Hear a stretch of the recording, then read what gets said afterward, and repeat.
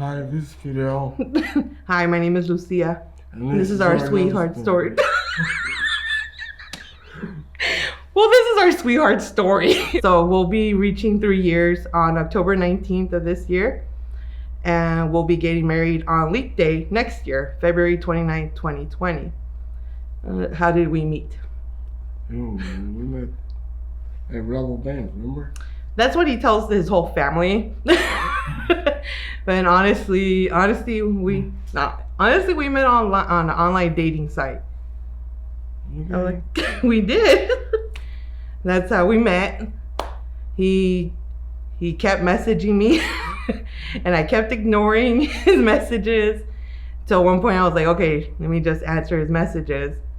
And I didn't have nothing on my profile. He asked me why, and I said a lot of people don't take the time to read it. So he actually was wanting to know more about me, and that's how it all started. We started messaging each other pretty much every day. And yeah, and then eventually we ended up meeting in person at our favorite restaurant. Where we finally had our first date at Applebee's, and it was the worst experience at the restaurant. But come on, you put in more. Because somebody was complaining about the refills. No, that's a different time. Our first time on our first date. Oh, the waitress. See? Boy, tell them about that one. Waitress that scared. Because she brought my food and expected me to have dinner and eat without Lucia and their food. So I told her no, this is not the way it's done. Take my food back, and when hers is ready, bring both plates out at the same time.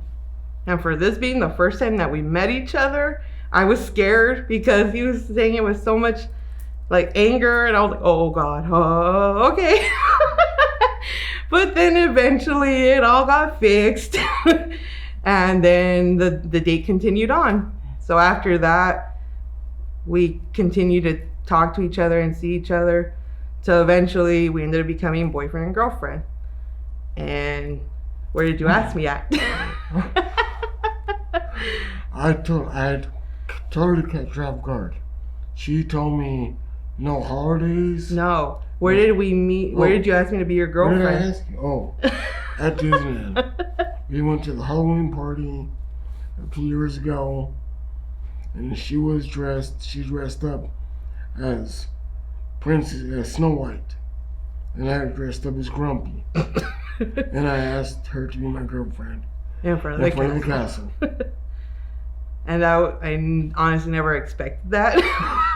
Like, I felt he was gonna ask me to be his girlfriend, but I didn't know we were gonna be dressed up as Snow White and Grumpy in front of the castle. So that's what made it more memorable. And then eventually, there it goes with, how did he propose? And the way he proposed is... And you answer. No, pues tú dile. No, tú dile. Again, I proposed at Disneyland. But I did ask him not to ask me on a holiday or on a birthday, because if in case it didn't work out, I would end up remembering, oh, that day he asked me. Kind of, you know how us women are. So let's be honest. And when he proposed, the castle was covered at Disneyland for renovations. So instead of asking me in front of the castle how he was hoping to ask me, he asked me in front of the Walt Disney and Mickey statue that's in front of the castle. So he asked me there, and at first, we got there at Disneyland. I'm like, oh, let's go take a picture in front of the castle because, it's covered. When are you going to see it covered like that? And so we take pictures, at least in front of the statue, the Walt Disney and Mickey statue. And that's when we took pictures, and then all of a sudden I see him go down. I thought he was falling down. So when he was going down, I was turning around to get our stuff. But then when my vision ended up seeing him going down, and I was like, oh no, he's falling. So I thought he was falling.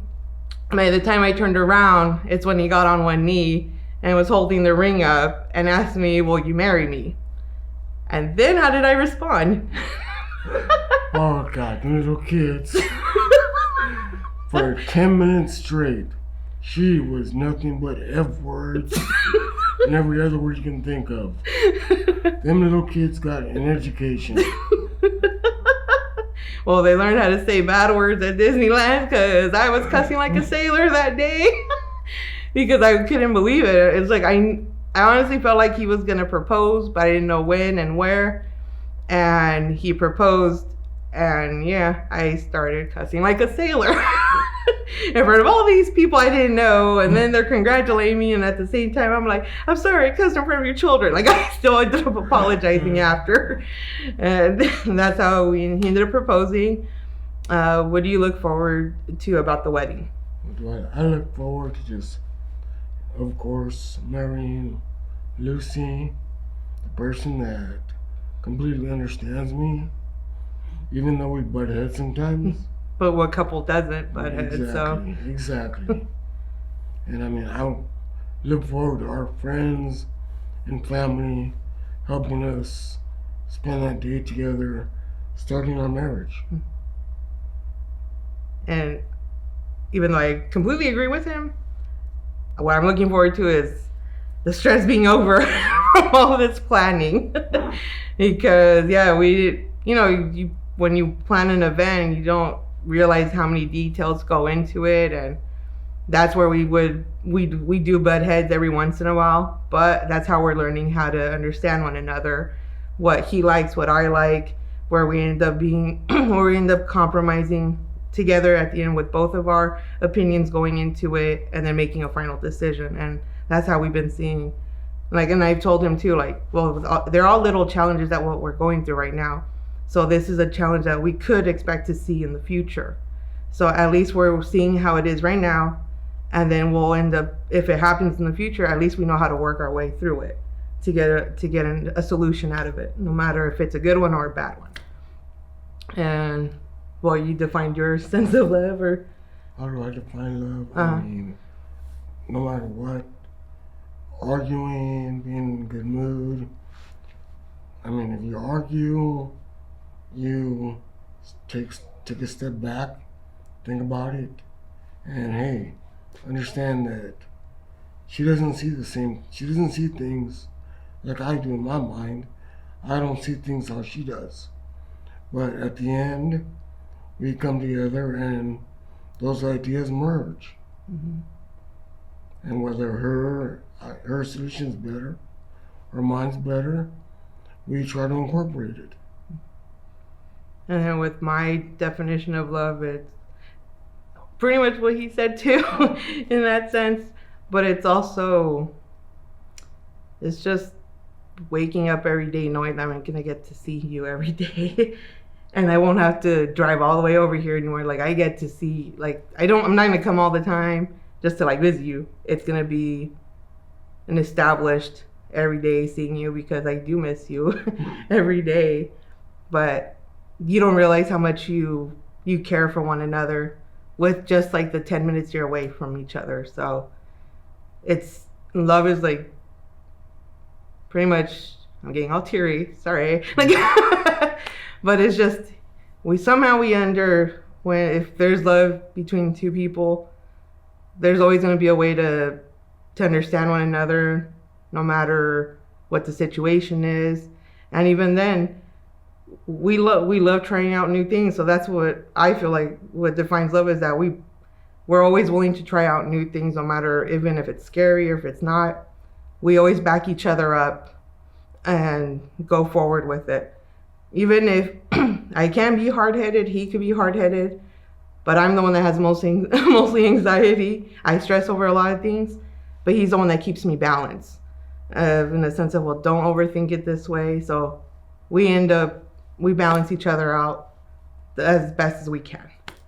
And anything else you want to say? No? Okay. And that's it. And that's our sweetheart story.